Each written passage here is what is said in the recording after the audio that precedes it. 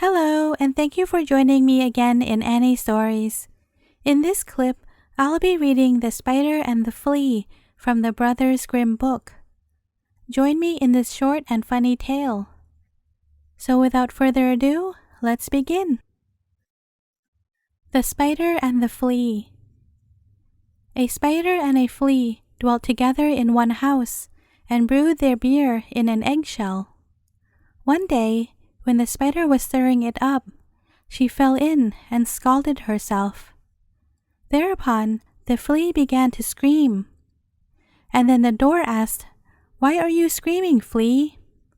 "Because little spider has scalded herself in the beer tub," replied she. Thereupon, the door began to creak as if it were in pain. And a broom, which stood in the corner, asked, "What are you creaking for, door?" "May I not creak?" it replied. "The little spider scalded herself, and the flea weeps." So the broom began to sweep industriously, and presently a little cart came by, and asked the reason. "May I not sweep?" replied the broom. "The little spider scalded herself, and the flea weeps. The door creaks with the pain."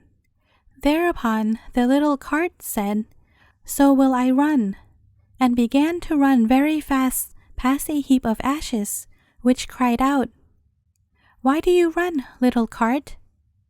"Because," replied the cart, "the little spider scalded herself, and the flea weeps.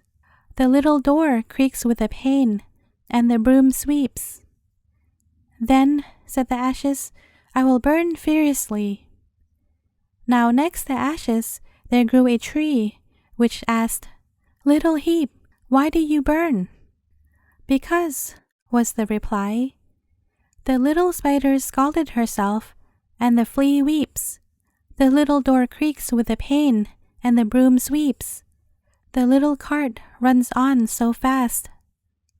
Thereupon the tree cried, "I will shake myself," and went on shaking till all its leaves fell off. A little girl passing by with a water pitcher saw it shaking, and asked, "Why do you shake yourself, little tree?" "Why may I not?" said the tree. "The little spider scalded herself, and the flea weeps. The little door creaks with the pain, and the broom sweeps.